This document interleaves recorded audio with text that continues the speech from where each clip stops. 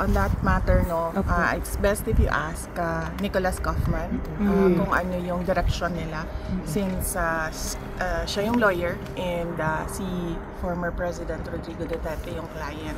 So I am just here to assist President Duterte sa pag-create nung legal team. Kasi every time na pumapasok ako doon, pinapauwi na niya talaga ako.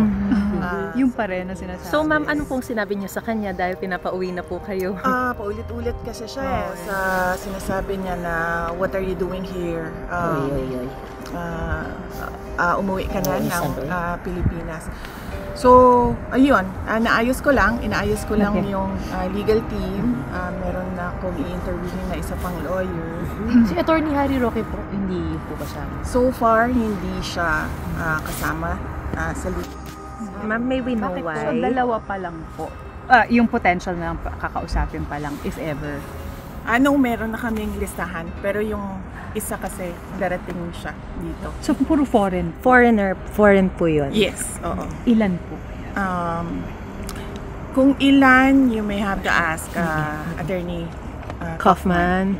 Bakit po hindi kasama si Attorney Roque? Well, because hindi pa kasi na-establish kung ano yung basis ng pag-stay niya dito sa Netherlands. And we don't want complications pa. Gusto namin nakatutok talaga yung lawyers doon sa kaso. And right now, I heard applying for asylum. He publicly announced that already. So we want him to focus on his asylum. And we want our lawyers to focus on the case.